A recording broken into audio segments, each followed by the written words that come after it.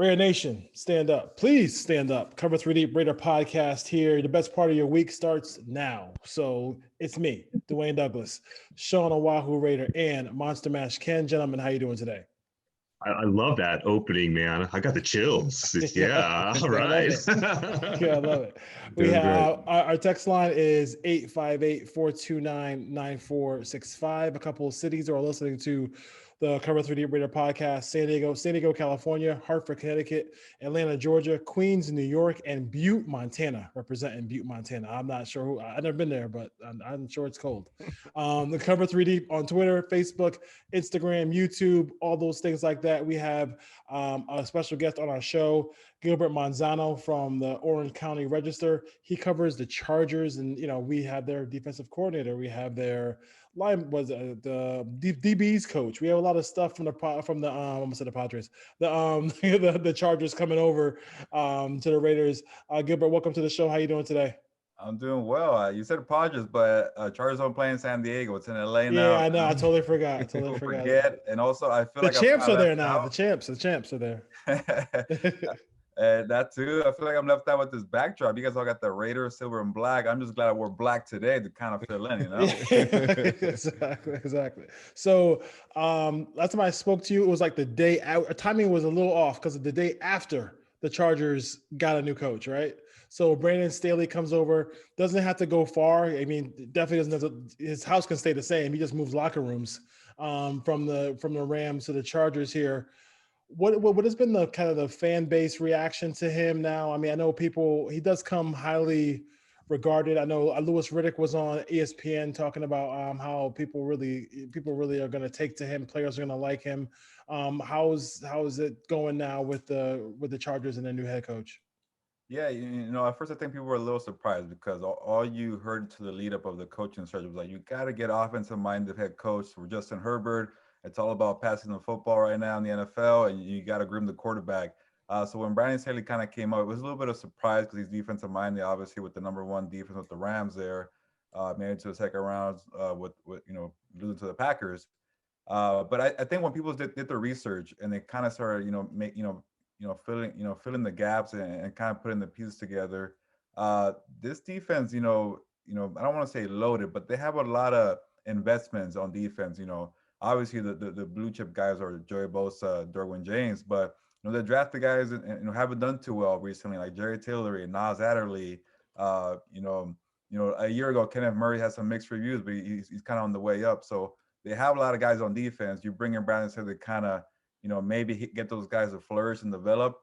And now you potentially have a top defense with Justin Herbert, and it starts looking pretty nice for you. So I think, after a couple of weeks, the Chargers fan base or people on the outside looking in are starting to see this as a good hire.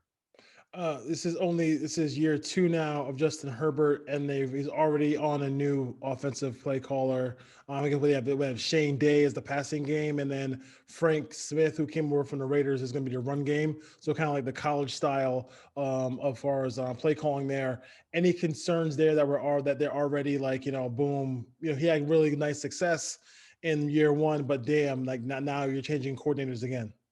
Well, if you go back for Justin Herbert in college, he had 3 head coaches at Oregon, not 2 head coaches in the NFL. So that's 5 coaches in 6 years for Justin Herbert. So that's a little concerning for him. But everything I've heard from Herbert, the coaches for the Chargers, the OC Joe Lombardi and the head coach Brandon Staley, even the GM Tom Telesco, they're going to keep a lot of what Anthony Lynn ran a year ago. And everything that was working for Herbert, they're going to keep it. But now it's kind of find that new wrinkle that, part of the reason for Anthony, he didn't keep him was like they were worried they couldn't bring out the best for the second year of Justin Herbert, keep development, keep growing. So I think they're going to take that foundation, the blueprint they got, and then kind of add more to it. Like I'm a little worried it could be complex, or maybe because they're trying to do, Saints, Packers, Niners, all that. Yeah. But if they keep it a little simple with what they had a year ago, and then you kind of build in what they want to do with Lombardi and Staley, that they should be okay. And also when you have a guy like the number 10, Justin Herbert, he can make it work with anybody. I know a year ago he had some guys that were banged up, and guys from the practice squad came in and he made them better. So when you have a quarterback like that, usually it makes it a little easier for you. Last one for me before I ship you over to Hawaii and Sean Oahu Raider is Hunter Henry made a remark that he just wants to go to a team that has a good quarterback. Was that like was that not a good experience with Herbert there? It seemed like a weird comment because Herbert had such a monstrous rookie season. No, people took it out of context. I heard the interview and I listened to the full 15 minutes of it. It was, I think it was two different questions. It became more, I want to say with the Chargers, they have Justin Herbert. He's great. I love Orange County and stuff like that. And the question became, if it does not work out with the Chargers, what do you want? Does money matter? Does the quarterback matter? That was a specific question. Obviously, for Hunter Henry, money does matter. That's why he hasn't kind of worked that out with the Chargers just yet. But if he doesn't figure out with the Chargers, obviously he wants a good quarterback, because he just came from Justin Herbert. He came from Phillip Rivers. He can't go to, maybe Chicago where you don't know who's going to be the quarterback, stuff like that. So people took it out of context. He loves Justin Herbert. He was kind of a security blanket for Herbert. They have a good chemistry. But I am, after hearing that interview, throughout the whole thing, I am kind of now wondering, is this kind of over for Hunter Henry? Because he sounded kind of a little bit down, a little bit left out. Like he has no idea what's going to happen. I don't see him getting the franchise tag. So I think come March 17 or March 15, the tampering period, he might be available for other teams. All right, cool. Got Sean here from Hawaii. You're going to take it over for a little bit. Hey, from Hawaii, but originally from Orange County, California. So I know what that's all about down there. My brother married a San Diego Charger cheerleader. I know they're Los Angeles Chargers right now. So I have Charger fans in my family. So it's difficult around Christmas. So I know how that is. But let's get right to it. We know each other as divisional battles, Chargers and Raiders. 2 close games they had this season. Strange things happened in both. Herbert got his first start, not knowing he was going to play. And then we had Mariota come off the bench in the other contest. Both games down to the end there, down to the wire. Difference maker that the Raiders wanted this year was to acquire a defensive coordinator. We signed Gus Bradley prior from the Los Angeles Chargers. What can you tell us about Gus Bradley's approach? Taking a job that I know he has ties to Gruden, but he's taking a difficult job. I mean, we do not have many proven players. We don't have a lot of free agency money right now. We really don't have a lot of draft cap like we did previously years. What do you think he's going to do first and prioritize when he comes in working with John Gruden? Well, first of all, I'm kind of curious, what part of Orange County are you from? Originally, Newport Beach, California. Okay. Not too far from where the Chargers train in Costa Mesa. Yeah, close. But regarding Gus Bradley, it is kind of a tough job with the Raiders. There's not a lot of, talent as with the Chargers. You have some guys who do like on there, some young guys. You spend a lot of draft capital on guys there that you want them to develop. I think when I started looking at it, I think it's a good fit because I think for the Raiders right now, it's kind of like you'll take any type of improvement. I don't want to bash them too bad, but the secondary has been pretty bad the last couple of years. We do. It could be fair. But when it comes to Gus Bradley, he's known for playing it safe, and that became frustrating for the Chargers fans because it doesn't, contribute sacks, takeaways, blitzes, stuff like that. But when you look at the stats for the Chargers, I'm kind of surprised they were still top 10 in passing defense because they take away the explosive plays, the big plays on the field. It's kind of predictable scheme. But at this point with the Raiders, you kind of want to be a top 10 passing defense. Maybe you won't get the takeaways, but it's we'll take it. Check, please. The only bad thing I'll say that I guess maybe I'll start with the bad thing. If the Raiders avoid playing one-score games like the Chargers always did, I hated covering these games. They're very close down to the wire. You can't keep asking, this defense are kind of, without any help, especially the defensive line. You're down 3 points to the opposing team, and all you need is a field goal for this team to kind of pick the spots in the zone defense, give you 10 yards, 5 yards here and there, sometimes 30 yards. With a minute to go is enough. You get a field goal, you win the game. So I think for Gus Bradley that maybe he needs to make more adjustments when it comes to crunch time because I think I'll put it this way. With Gus Bradley, when he's at his best, he has a deep defensive line, a 8-man rotation, comes in waves. And with the Chargers, they didn't have that a year ago or the last 2 years. I think maybe 2018 was the last time he had a very deep defensive line. It was Joey Bosa, and that's about it. So if somehow he's able to develop guys and you know, with Farrell and Crosby, and maybe draft a few guys and sign a couple guys, and you get a deep defensive line, that scheme could definitely work in crunch time. Now, overall, I think, you know, playing zone and not blitzing and kind of playing it safe and stuff like that, and having a single high safety. So whoever's going to play free safety for the Raiders is going to be probably bored up top, you know, playing that center field role there. But I think, you know, I keep saying, I think for right now, playing it safe is might be the best approach for the Raiders. But also, I do know that, you know, especially because the Raiders took Ron Miles, he knows how to develop guys. He knows how to, you know, get guys, bring out the best in them. So Gus Bradley and Ron Miles, you know, they're great teachers. They know how to explain things. They're players coach as well, but they're also very demanding. So also a guy's got to be very, very, very versatile. You know, if you can't play multiple positions in the secondary or anywhere on the defensive side, you're probably going to be left out of the rotation. So that's things I've noticed covering Gus Bradley the last 3 or 4 years. It can be a frustrating scheme, and for opposing offenses, they're going to know what's coming at you. But it's difficult to kind of pick apart. You know, especially if you're getting to the quarterback without blitzing with the four guys, that's when it becomes difficult to kind of get some yards on the secondary end with the linebacker. So, you know, it's a lot of moving parts, but I think for this scheme, this foundation, the young guys that they have on defense for the Raiders, it could work in year one with Gus Bradley. And when you look at his track record, I think with the Chargers, year one might have been his best year. They didn't make the playoffs that year. It was 2017, but they were like top 3 in scoring defense. I think they allowed like 14 points per game. So when Gus Bradley is inspired into a new situation, he usually makes it work. Thanks. I appreciate that. And I think on the back end of that, just thinking, you know, when the Raiders, we brought in Paul Gunther. That's who Gruden hired, a good friend of his. He came in. We saw he went after Vontaze Burfict. He brought in his guy. He poached a player, right, from his former team. We were rumored to go for Carlos Dunlap and some other Bengals prospects. Didn't really work out that way over time. But Gus Bradley comes in.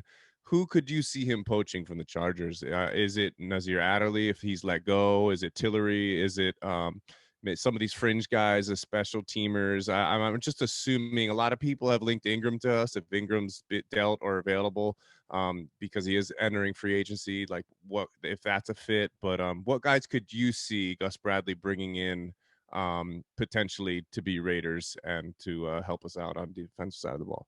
Yeah, it's always kind of funny when you see a new coach come in and you kind of see the past of players they've kind of had who are going to be free agents or let go, and you kind of connect the dots there. Especially right now with the Chargers, all about, you know, Rams players are going to be free agents. Which Rams are going to come to the Chargers? And that's kind of the same with you guys. You know, which Chargers are going to the Raiders, and obviously the number one right now is Melvin Ingram. He is a free agent, a little older, coming off a down year. He might be out of the price range for the Chargers. You know, the only thing with Melvin Ingram is like he is beloved by the Chargers. You know, the front office to the player. He's been a captain for the last 3 or 4 years. I forget. It's fun because when he does interviews with the reporter, he doesn't say too much. He's just very loud and very outgoing and very passionate. I think guys feed off of that. So, you know, when it comes to leadership at that point, I think maybe the Chargers will say, hey, let's come back on a team friendly deal. Let's work it out. And especially with Brandon Staley's scheme, where I think he's going to be a 3-4, and right. Melvin Ingram he's good at being an outside linebacker. He's done that before. They might want to keep him, but he is older. He didn't have a sack a year ago, which is crazy to think, but he had a knee injury. But I know that Melvin Ingram and Gus Bradley are very close. You know, Melvin Ingram loved playing for Gus Bradley. I can't find a Charger defensive player that could say a bad thing about Gus Bradley. So that's for all of them. But you know, I don't know if it's about the money, and you already have a coach, you know, and you're not that far from Los Angeles. You get to go to Las Vegas and not pay taxes. I would not be surprised if Melvin Ingram leaves. And I know he's all about the money. A year ago, you know, because of the whole, you know, with the COVID thing, it was kind of unsure what was going to happen. His money was not guaranteed. He sat out. The Chargers, you know, did him that favor and guaranteed that money. I think it was $16 million. So maybe, I don't know, maybe Ingram's thinking like, hey, they took care of me, let's take care of them and kind of get a home discount deal. So I'm not ruling out Melvin Ingram right now, but he would be kind of the number one logical choice. In terms of some of the younger guys you brought up, I think it's too soon to kind of for the Chargers to give up on Jared Tillery and Nas Adderley. But a surprising could maybe be the cornerback, Casey Hayward. When you look kind of at the salary cap situation, the Chargers okay in terms of the cap. But if you're trying to maybe, fix offensive line or get younger at cornerback, because it was a down year for Casey Hayward, and he's released, maybe he could be a potential for the Raiders. And I think he will be a big addition for that secondary, especially for Gus Bradley.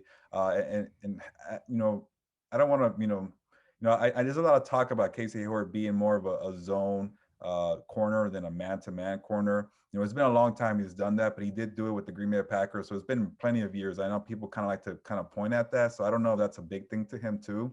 But if the Chargers are trying to get younger, they got to pay Michael Davis, a younger cornerback, as well. And you got to pick and choose. You already got Chris Harris Jr. He played kind of well in the slot. If he's let go, that could be a kind of a destination for Casey Hayward. And I think for Casey Hayward, I think he still has plenty of football left. I think he was just banged up a year ago. So I think he will be kind of a good addition if he is let go. But I still think that's kind of more of a surprise one. Right on. Cool. Thank you. I'm going to pass you on to Ken. Hey man, what's going on? I too am from Southern California. So, but I'm in New Jersey now. So, yeah, that's I grew up in LA. But yeah, thanks for coming on the show. It's always fun to talk about other teams in our division. My first question to you is, realistically, and we're real about our team. We kind of know where we stand. We're not far-fetched, and we're not homers. Well, sometimes we are, but where do the division is tight, and I would all imagine that we're all in consensus that Kansas City is kind of at the top of the tier there. Where would you put the Chargers? Do you think they're the second best team, or? Well, Ken, again, I'm also curious. What part of LA are you from? I was actually born in Hollywood, and yeah, I lived there. Then I was out in Riverside for a bit, and Arizona, then back. I was all over the place, but yeah, here I am on the East Coast, man, representing Raider Nation. Okay, must be very different out there, especially in the wintertime, man. I'm enjoying the sun out here in February. I literally, you're gonna laugh at this. I went to check my mail today, and I had to climb over about 3 feet of snow just to get to my mailbox. Dwayne gets it. Dwayne knows. Well, you look kind of warm in that coat or jacket, man. Yeah, it's my like a blanket, my cozy old man sweater. It's past my bedtime. I'm liking the look, and I'm glad you're comfortable out there, Ken. But to answer your question, it's about to be my 4th year covering the Chargers, and I feel like I keep getting burned with this team because I look at the roster on paper, and I see Joey Bosa, and I see Derwin James, and Keenan Allen, and Austin Eckler, and a bunch of big names, and now of course Justin Herbert. But I still see this team as a 7-9 team, and I think the Raiders were second in the division, right? Is that correct? Yeah, that's right. 8-8. 8-8, and the Chargers were 7-9. So. I don't know. I know what the Raiders is, and they're gonna stick with Derek Carr, so it might be more of the same. They got Gus Bradley and my improved defense there. I guess to give you an answer, I'm still not sold on the Chargers because I haven't seen what they're gonna do with the offensive line. The offensive line is very shaky, and a year ago when they committed to Tyrod Taylor, I was like, okay, I'm not gonna fall for the trap. And I had them at maybe 9-7 because I wasn't sure what Tyra could do. And I was really concerned with the left tackle spot. And then Derwin James got hurt. I'm like, okay, I'm going to move to 7-9. And that's, I got lucky. I got right there with that pick. But I still view them as a 7-9 team just because, it's still kind of the same roster. You don't know what's happening with Melbourne Ingram, Casey Hayward, guys like that. But the offensive line was worse than I thought. Trey Turner could be another potential guy to be cut. Was hurt. Brian Bulaga was hurt, right tackle. Mike Pouncey just retired. He was hurt. And then you had a lot of holes on defense. Like I mentioned, Derwin James, a linebacker who's their underrated kind of a playmaker, Drew Tranquil. He was hurt all year pretty much. And Kenneth Murray, if he kind of ascends, maybe this thing could be better. Especially, with Brandon Staley, I love what he did with the Rams, but again, he's never been a head coach. And when you're playing one-score games, which the Chargers love to do, like, how is he going to handle that pressure? When to call, when to go on 4th down, when to call a timeout, when to challenge a play, stuff like that. And that's what Anthony Lynn could not do a year ago. So for me, it's kind of a lot of guessing. With the Raiders, they have stability with John Gruden. You would think that was a year 4 now, they'll kind of figure it out. I know that second game you guys brought up where I still can't believe they didn't go for it. when they were right there near the goal line, and they gave the chance to the Chargers to win that game. It was in overtime, right? And I think I thought that game was over for sure. I've covered too many Charger games. They always blow those one-score games, and they lose and heartbreaking fashion. So John Gruden kind of gave them that game. But they have stability. I like Gus Bradley. Derek Carr did impress me a year ago. It sounds like Marcus Mariota is on the way out. That'd be a trade, so we'll see. So I will go with the Raiders number 2.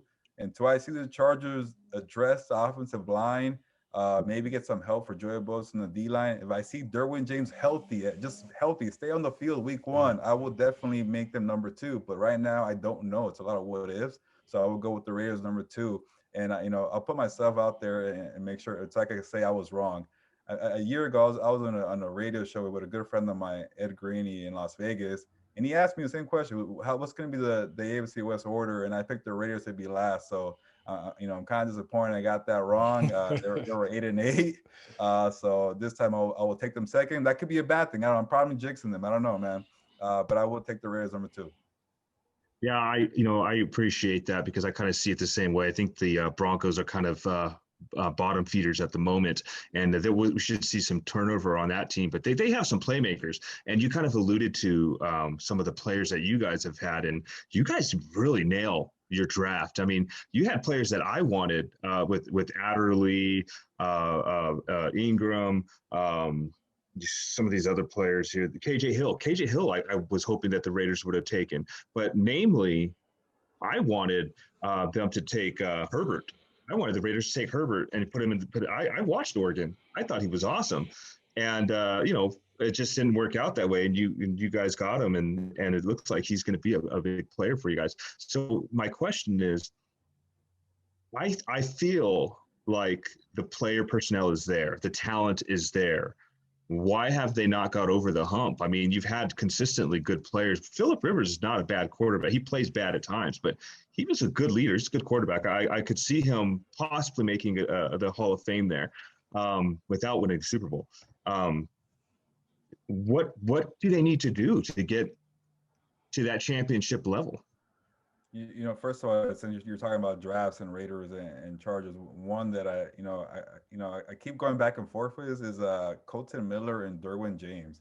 When that first year, I was saying the Raiders blew it, but not taking Derwin James. That guy's a stud, and he hasn't really played since then. And now Colton Miller is kind of a star left tackle for the Raiders, so it's kind of going that way for the Raiders now on that draft day scenario. But with the Chargers, for kind of getting on the hump, you're right. I know they got Justin Herbert, and that looks amazing. You're going to be set for many years. But they had Phillip Rivers when he was, a rookie, or not a rookie. He started kind of late behind Drew Brees. But they had Drew Brees, they had Phillip Rivers, Justin Herbert, and they still don't have any championships. So I think for them, it goes back to, I don't know if they're cursed or not, but it goes back to one-score losses, heartbreaking fashion, injuries. Injuries are this team has to be the most, injured team in the NFL the past decade. So it's something that always just comes up for them. I can't really explain. So after covering this team 3 or 4 years, and I come in thinking every team has injuries, and it's true. Every team deals with a handful of injuries, but this team just seems like every key player always goes down. And the one year that did not happen was 2018 when Derwin James was a star all over the field. So if Derwin James on the field, Drew Tranquill's on the field, they get the offensive line healthy, or they bring us some new bodies for that.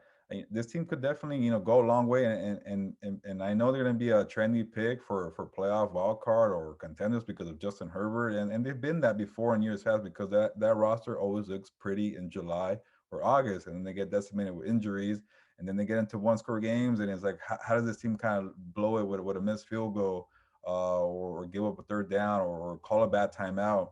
And I think for the Chargers, they saw an opportunity that every team wants to have a star quarterback on a rookie contract. That's kind of the dream scenario where you could pay the rest of the guys while your young guys developing. You pay them later, because when you pay them, you can't pay other guys, and that kind of hurts your overall, depth. So we saw, Patrick Mahomes do it. We saw Russell Wilson do it. So this is a window for the Chargers to kind of go all in. And I think they saw what, I think they love Anthony Lynn. He was a great guy, a guy that he was really respected. But I don't think they saw him taking that next step because they've seen too many one-score losses, and they're tired of it, the Chargers organization. And when you have Justin Herbert, it's time. You got 4 more years ago. You got to capitalize right now, maybe even 3, because they like to pay these quarterbacks a little sooner rather than later. We saw what happened with Carson Wentz and Jared Goff. Something that could be a bad thing. So you gotta maximize it right now. So I think with Brandon Staley, again, I don't know how he could be as a play caller or calling challenges, timeouts, and fourth quarter stuff. But he could call a defense. He's good at that. And if that defense is lights out in the fourth quarter and prevent some of these 1-score games, with Justin Herbert maybe building lead, because Justin Herbert was good at building leads and getting 10-point leads, and sometimes it was a defense that kind of did not help them, or it was conservative play calling and offense. They were just running the play and they're being safe. So they can figure all that out. I can see this team going pretty far in the playoffs, but until they get healthy, until they figure out how to win close games, I just don't see it for this Chargers team. And maybe I've been covering this team too long. I'm a little negative because a lot of people are really excited for this team, but I just still view them as another 8-8, 7-9 team. Same old Chargers. You know what? You're keeping it real. And I think a lot of us feel the same way. You got a new stadium, you got great players, you got a young quarterback, and I think you guys are going to make some noise. If it's not next year, it's going to be the year after. Before I let you go, just really, really quick, I got to ask you, if I go to visit you, where are you taking me to eat? Where's the spot? Real quick. Well, it's a tough one because where are we? Where in LA are we? Are we in Orange County or LA County? I'm from Pasadena. I know that spot very well too. Or Inglewood, and we can go to Inglewood to the SoFi Stadium. Yeah, man. Anywhere you want, man. You tell me. Where am I going? Boy, if you are in LA, man, hit me up, and I'm gonna play it safe, I guess, because I am Mexican American. I'll take you to get some good Mexican food. It might even be at my relative's home, and there you go. There you go. There you go. There you go. I like that one. I like that one. I like that one. I'll hook that up too. But you're pretty much it's a lot of good food. It depends what you want. I also love a lot of Asian food, but you want me to kind of give you what I know? Mexican food it is, man. Tommy's Chili Burgers, man. That's where it's at for me. Tommy's Chili Burgers. You know what that is. You probably missed it. Is there? I'm guessing there's no Tommy's in New Jersey. No. It's only LA. Anyway, I'm going to throw you back over to Dwayne, man. Thanks a lot for hanging out. This is a lot of fun. Guys. Hey, listen, Gilbert Manzano. You can catch his stuff on at gmanzano24 on Twitter. Orange County Register, Charger stuff. They do a great job. Thank you for joining us here on the Cover 3D Raider podcast. We really appreciate it, man. Good stuff. No problem, guys. Have me on again. It was fun. Yeah, it was fun. Take care, brother. Take care.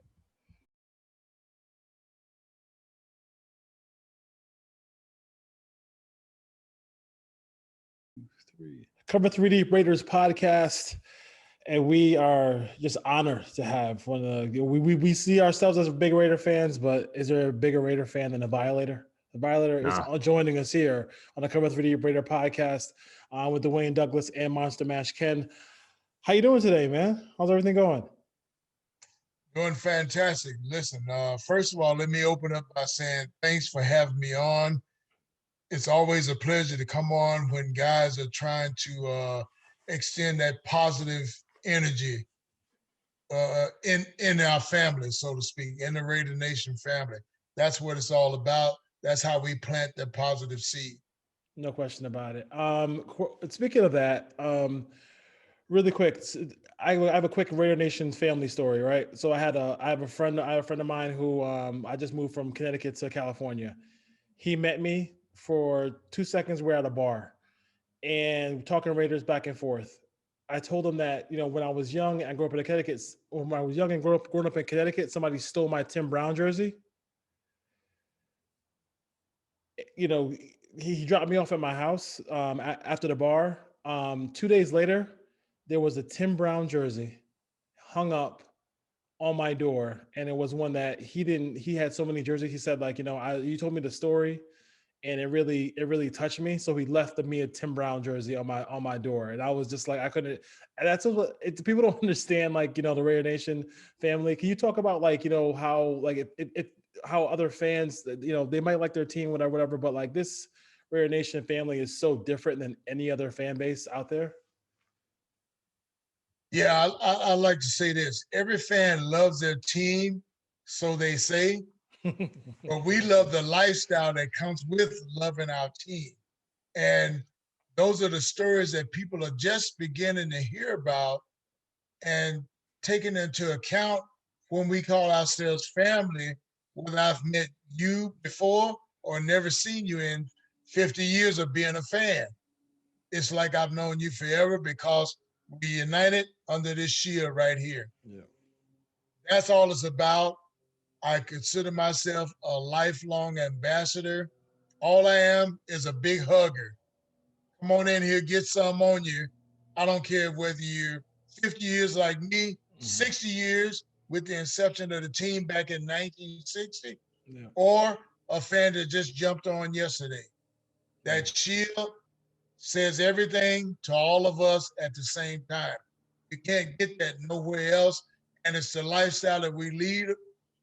Even though we're misunderstood as a fan base, my mission has been to dispel that whole notion. Yeah, definitely. When did you you started going to games? When did you start, building this mantra, the violator, everything like that, and getting the face paint and the spikes and everything like that? When did you say, I could go to a game, but this is how I'm going to present myself at a game? Well, here's the deal. I've been going to the games since they moved to LA, and which was like 8 or 10 blocks away. So I used to walk to the games.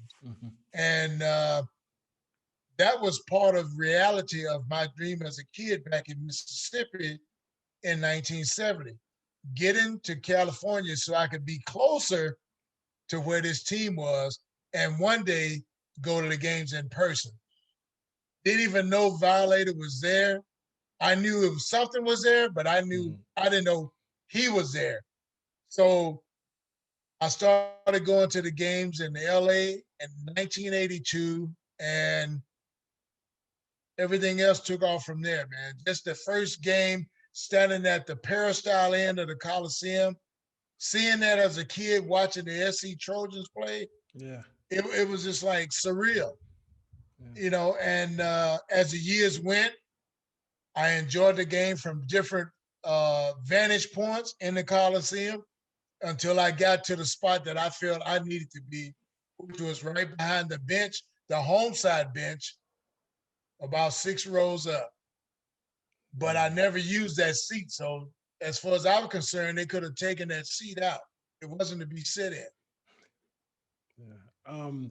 You've seen so many great moments over the years. Can you give me one that kind of stood out to you the most as far as just being there before I kick it over to Ken? I guess the home game in 1991, where I first came in dressed as Violator against the Broncos, and wasn't sure whether we were gonna even pass security, because this wasn't your average fan coming to a football game. This is something, as we got teased over the years, Halloween you're early for it. It ain't about Halloween, brother. It's about wartime, war paint, and let's get in here and excite these troops that we waved this black flag for. That was all that was about. Ken?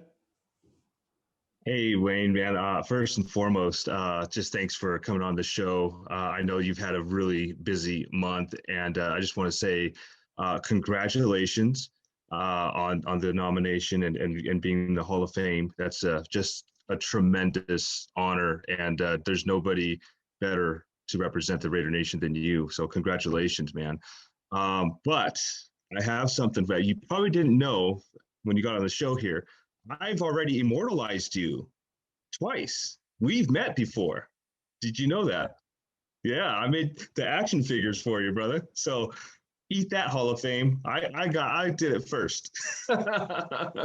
Anyway, between you and Gorilla Rilla, man, you guys are just like ambassadors for Raider Nation, and two of the nicest people I've ever met in person. And we don't have an official mascot, but I'd imagine that you guys would be one of them. So I know that you wrote a book. Can you tell us a little bit about the book? I can show you better than I can tell you. Yes, so sir. I can do a shameless plug. This is my autobiography. It's called The Walk. You can get this at Durancebookstore.com. DawrenceBookstore.com. Or if you want it autographed, hit me up after the show. I can give you all the digits where you can send it right to me and I'll autograph it and send it to you. But anyway, that was a labor of love that kind of came to me over the years. All the experiences, and you can't get this on TV now. Mhm. I'm talking about all the experiences since 1970 prompted me to move to California. That's how hooked I was on this emblem right here. It just spoke to me. So in living a fan's dream, as I've done for at least the last 29 years, portraying the Violator character, brother, if you're into networking at all and really getting a sense of the game from the other side, we watch it on TV and in the stadium, but the fans' perspective, they don't talk about tailgating. That's a whole different experience. That's where we fellowship. I don't care whether you're from Buffalo Bills. It doesn't matter what kind of fan you are. You're welcome at our tailgate because we want to share stories with each other. That's what grows this game into what it is right now. No, I love that answer, man. And just going back to what you said with Dwayne, it's like, when you see somebody with the shield, it just, you're automatically friends and you start talking about the Raiders or whatever. And even with some of our, I know that you're in SoCal there and, you're in now soon to be Rams and Charger neck of the wood. It's always going to be the Raiders home, second home. But, you meet people, even opponents that we don't like, and you start talking to them. Like I was at Home Depot the other day and there's a Broncos fan. He goes, "Oh, the Raiders, get out of here." But it's just a culture. It's part of your lifestyle. My wife knows it. I'm sure that your family knows it. Like it's like you do your job, you pray and you worship, and then it's Raider Sunday, and that's what it's about. And I think the real fans know that, and hopefully that you continue that tradition and you keep representing the Raiders like you do, man. And we're just happy to have you on the show. My last question to you, being a fan for so long and seeing so many generations of different players and whatnot coming in and throughout the doors, have you ever had an experience with a player or maybe one of Al Davis or something, like a story you could tell us real quick that kind of just sticks with you? Well, I can tell you an Al Davis story. That one sticks with me to the grave. Here's, one of my first years there at the Coliseum in LA. I made friends with one of the ushers. That's what I do. We talk. So he says, "You know what? Al Davis needs to meet you." So I'm like, okay. He says, "Stand right here at this gate." Just out of the blue. I'm getting ready to go to my spot. He says, "Look, come over here. Stand right here." 10, 15 minutes. I'm looking around. No big deal. Just soaking up game day atmosphere. Here comes Jim Otto, followed by Al Davis. Jim Otto's response when he comes up to the steps, and I'm right there, he looks up, didn't expect to see nothing looking like me. His first response was, "If I had worn some stuff like that when I played the game, I could have taken a whole lot of folks out." He spoke to me like a gladiator, brother. And we had this dialogue for about 30, 40 seconds. And then the Don himself, Al, peeps around. He asks Jim, "Who the hell are you talking to?" And I just kind of peeked around like, yeah, he's talking to me. And I just got that look like, what the hell is this? That's when I knew I made the impact on the main guy.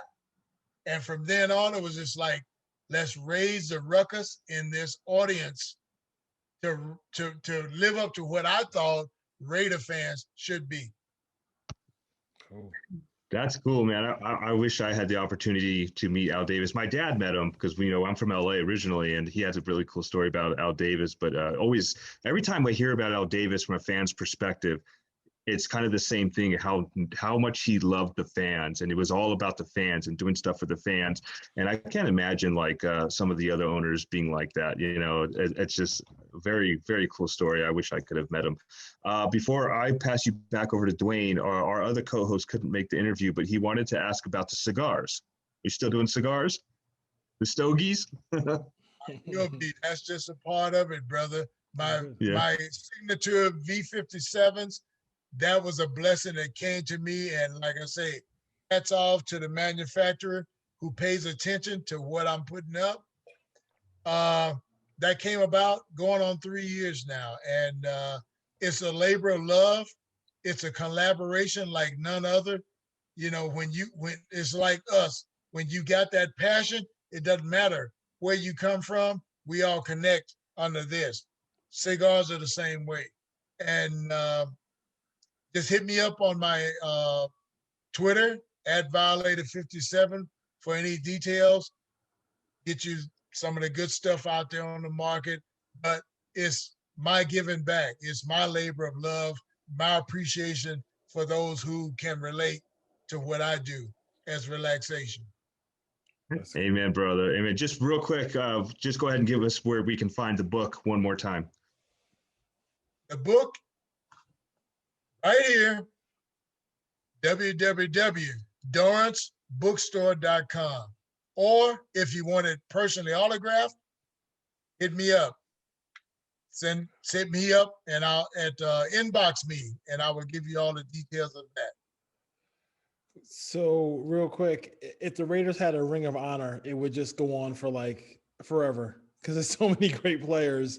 Did you have a favorite? Because my favorite Raider was Terry McDaniel. Do you have a favorite Raider player of all time?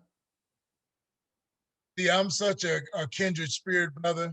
Here's my constant answer that I answer when I get asked that question. Yeah. There are none I place above the others. They're all warriors under the shield, and we go to battle together. That's the way I want our fan base to look at this. Yes. We all go into battle together. We win together. We lose together. Yeah. But this whole lifestyle, we spread this together. Yeah, and I think we could definitely use just a sprinkle, maybe a water hose of Raider positivity on Twitter. If you know what I mean.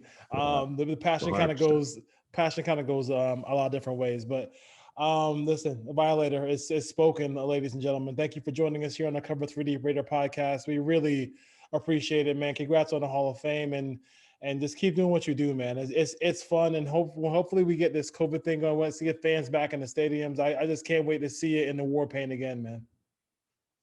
You know what? You talk about you. I can't wait to strike them up again, brother. Put the boots and the leather on and raise some hell in the Death Star. I'll look to see you right there. We will be there. Trust me, we'll be there. No problem. Thank you, brother. Take care. Thanks, Mike.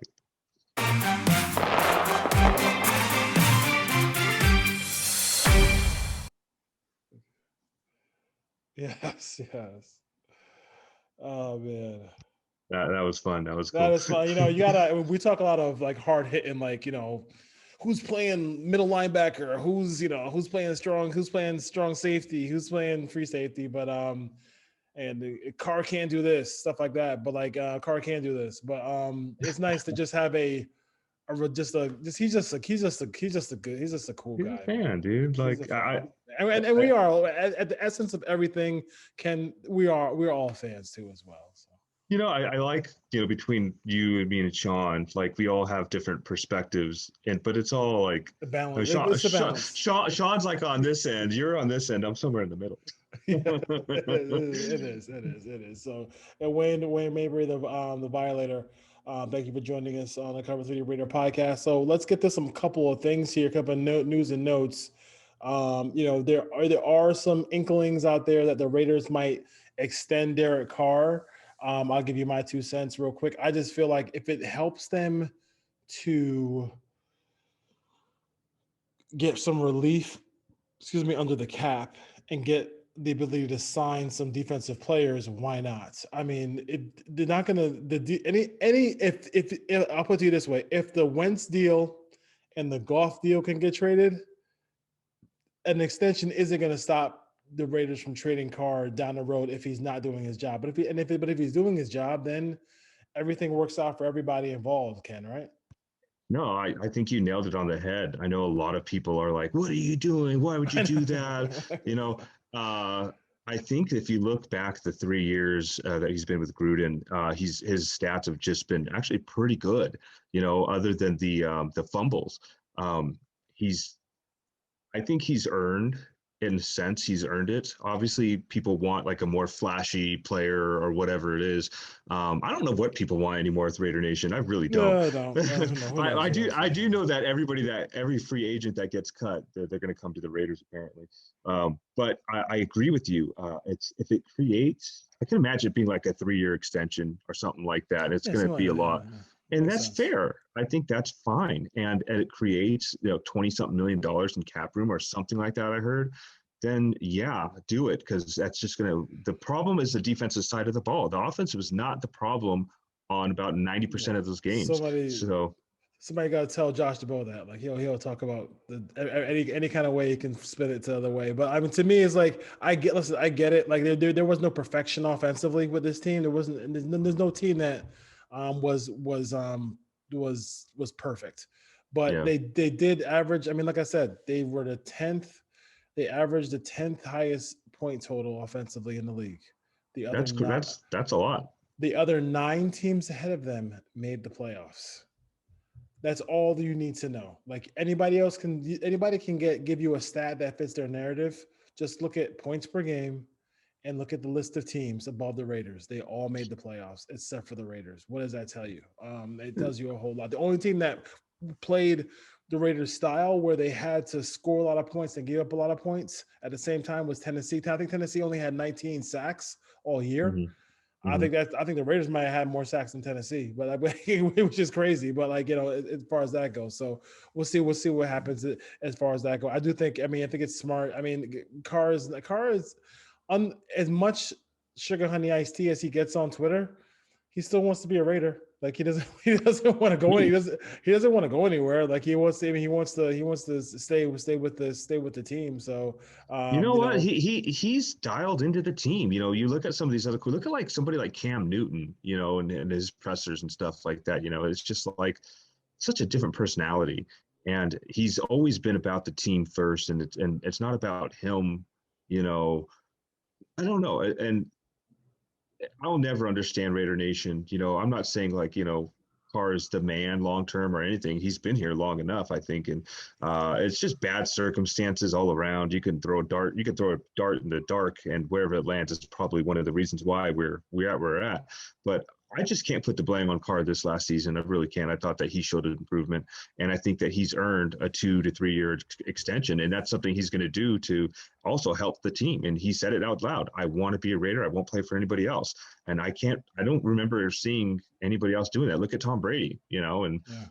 But I think the loyalty's there. Yeah. Tom Brady did it for years, right? He took less money and then after he got sick of taking less money, and he went to Tampa and said, "I'm going to go get paid, and I'm going to win the championship without belly," and he was able to go out there and do it as far as that goes. I think one thing the Raiders need to do is, yes, they need to improve and all this stuff like that. But the David Irvin signing. He talked about like not wanting to be with the Cowboys, wanting to be with the Raiders. And I did see BD Williams, we had on the show from Tape Don't Lie.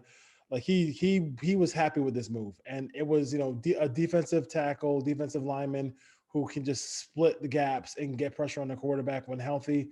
I think the Raiders also have Tack McKinley and Vic Beasley. They need at least one of those guys. It's 3 of them. Like everybody has a player like this on their team who may not have gotten it figured out with the other team, but they do it with your team. One of those guys has to figure it out. I think Tack McKinley is the most talented of the bunch, but Irvin wants to be really good here. So we'll see if he's able to help the Raiders get pressure on the quarterback, because they need to get pressure from the front 4, because that's what this defense calls for. There's not going to be a lot of blitzes. There's not going to be a lot of you can't have a quarterback back there for an hour. You can't have Herbert and Mahomes back there for an hour. You got to get pressure on the quarterback. No, I think the response that he had is awesome. Like, he wanted to be a Raider. He retired because he didn't want to be with the Cowboys or whatever the story was. I think the Cowboys have a crazy locker room, and I think it starts with Jerry Jones. They have good players, kind of like just what we spoke about with the Chargers guy. That they've had good players. They just can't get over that hump. And I like David Irvin. I think that being in the system, and then with the new system coming in here and being around these players, it's going to build a culture. We need pass rushers. You nailed it, Tack McKinley.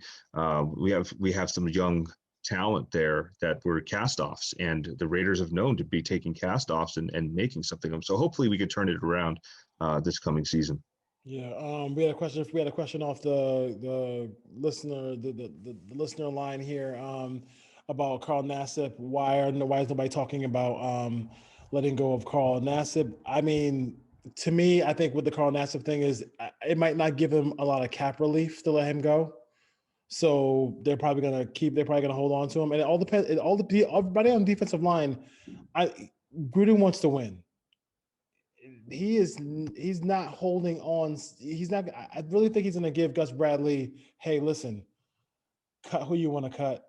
Let go who you want to let go. If you wanna keep some guys, they also need a slew of defensive linemen. So hopefully, he can get some pressure on the quarterback. Statistically, Vic Beasley and Carl Nassib are among the worst as far as number of snaps per pressures.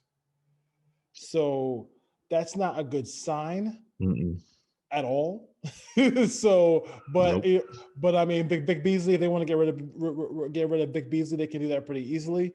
If they, Carl Nassib contract might be a little bit different as far as that goes. He wasn't an integral part of Tampa Bay's defense when he was there, so we'll see about that one as far as that goes. But I'm not gonna. I mean, they let him go. The Raiders will live with Vic Beasley going away or whatever. The pass rush has to come. I mean, and I'm not sure what they're gonna do with that. The biggest thing to me is like, what's going on with? I mean, it's been no talk of letting go of Trent Brown. Yeah, that's kind of concerning. So I mean, what are we doing with that one? Yeah, like we spoke about it. We spoke about the social media thing a couple of shows ago, if not last show, and we just see him post this thing about the only thing that matters is the name on the back or something like that, and it's just is ridiculous, man. And I know he's a really good player when he wants to play. I hope they move on. I really do. And I'm always supportive of, like, even Carl Nassib. I'll support him because I thought at times he tried. He was trying. He just wasn't getting home, and he wasn't living up to that contract. Yeah. But guys like Trent Brown, where you're blatantly making it about yourself, or you don't want to play, or pulling a Antonio Brown, whatever it is, like, I just don't like him. And that's probably I can't think of another Raider player. If I'd really have to think about it, I just never liked. I don't like Trent Brown. I'm sorry. I don't like him. It's tough. It's tough to like him. Another question is the offensive line. We didn't run the football very well last year. This is from out there in Hawaii, Sean's neck of the woods. Do you think Richie Incognito, as another one, like, does Richie Incognito come back? Like, that's something that, I mean, like, it's an Achilles injury. I'm not sure if he comes back, but I mean, John Simpson at times, we kind of went over that with some people about him on film. He looked good in the run game, maybe a little bit suspect in the pass game, but with more experience, you gotta cut the ties somewhere. Like, you can't, I like Richie when he plays, but it's gonna be tough to keep Richie and Trevor. I mean, like, he wants to bring this whole offensive line back. That's a tough haul. That's a tough haul there, where you need, defensive needs are going to be so big. Ken, I'd be okay with Richie. I think that he's a mauler. I think he actually wants to play. And he was hurt. He's old, and if they can figure something out with the contract or whatever, I would hope that he does come back and they figure it out, because you look at when he played with Colton Miller. Miller played a lot better just like what he did with Osemele, you know, when that right guard position or left guard position is clicking. So yeah, I think it benefits the team more than what Trent Brown does, because Trent Brown, you just don't know what you're going to get each day. If he checks himself out an hour before the game, you know, look at all that rotation that they had to do at right tackle, right guard, whatever it was. But yeah, I'd like to see Richie back, but under some kind of incentive deal. But if not, we didn't need him last year. I mean, we just move on. Invest in Simpson. It looks like, yeah, to me, it looks like he's making $5 million next year, with a potential out for that would save 6.125 on the, as far as the $1 million a year. So $6.1 million a year would be freed up on the cap if the Raiders walked away from Richie Incognito, as far as that goes. You know, as far as contracts that have to go. I mean, listen, the guy is, he moves her, like he's a mover. I mean, I'm not gonna lie. When I'm playing Madden and I need 1 yard, I run right behind him. I run right behind him, and I run behind Roddy Hudson. I'm not in the front. So as far as that goes, so we gotta definitely have to you know, keep it real as far as that goes. I got a little beef with Peter King of Sports Illustrated. Oh yeah. Let's hear it. listen, yeah, like he's too old for clickbait. Like, you know what I'm saying? I expect clickbait out of like the young reporters, out of Colin Cowherd, but you put out a story where, hey, you know, this is how, you know, the Vikings could get Watson. He put a story out when the Vikings get Watson, the Texans get Garoppolo, and the Niners get Cousins. And we know Kyle Shanahan loves Kirk Cousins. But I'm like, dude, like, you just put, I mean, like, number one, all those quarterbacks moving, that'd be the most incredible trade in the history of football. Because you have three quarterbacks moving to three different teams, but like, you're putting that out there like it's a thing. Like, you know what I mean? Like, just that's clickbait. Like, you don't have any stories or anything behind it. Like, you don't have no sources behind it. I was just like, oh, maybe wouldn't this be cool? Yeah. And Madden and Madden would reject the trade. So like, what are we talking about as far as like doing like a silly trade like that? That kind of bothered me. I was like, I was just annoyed the hell out of me today. No, I agree. I hate clickbait. I hate that there's nothing to report right now, and everybody's just kind of making these assumptions. And you know, I don't see like players like Russell Wilson leaving the Seahawks, or it's just things like that. You know, I'd love to see it. I'd love to see him in a Raider uniform, of course. Who wouldn't? But it's not going to happen. It's just crazy. Yeah, the one trade that I think is humanly possible would be if the management out there in the Houston Texans decided to trade a guy. I've been talking about the Panthers forever. Watson to the Panthers would be the one that, you know, the owner wants to get that winning thing going, and you know, he would probably trade, you know, 5 ones for that player. Like he really wants that player. So you probably see an NBA like James Harden type deal as far as that goes. But I still think, you know, listen, he signed that deal 6 months ago. I don't think that they're going to trade him. I really don't think. I don't think he's going anywhere. I really don't. You know, it's funny you say that, because I was thinking about saying that on air, but I didn't want to be wrong. I do agree with you. I do agree with you. I think that if he does end up somewhere, it's Carolina. But who knows, man? I mean, the Texans is just, it's incredible what's happened with that team, starting with Hopkins, you know.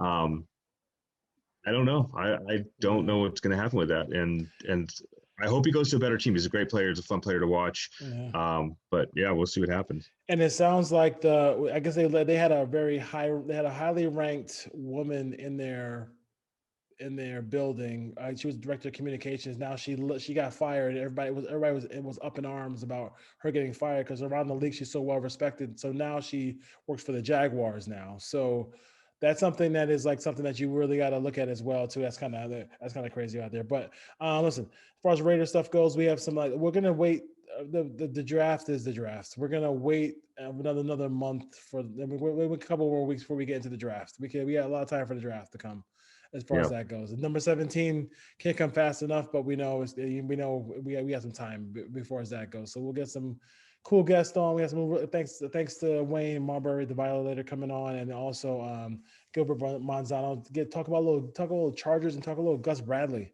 who's going to be the new Raiders defensive coordinator out there. Ken, lead it out. What else you got for us today? No, man. I know there was it was a rough week in Texas. Yes. I just gotta shout out everybody out in Texas. There were a lot of great Raider fans out there. Raider Homer. I've got to meet him a few times. He's a good dude. And just everybody else, just be safe out there.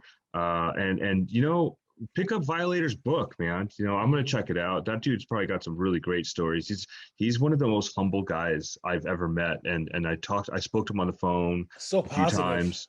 Yeah, and him and Gorilla just like, dude, like they're just all, they're really about God, and you can just tell that they want to create positive energy. And I wish Raider Nation was all like this, just create positive energy. You're allowed to have your opinions, but don't be like a clickbaiter and you write these stupid narratives or tweets and then you start up some shit. Then you starting to fight with somebody. It's just not worth it. Don't feed the animals. Anyway, Dwayne, I got to tell you, brother, your son's gorgeous, man. I appreciate it. He was on the show earlier, and hopefully he rocks that silver and black when he gets older. That's crazy.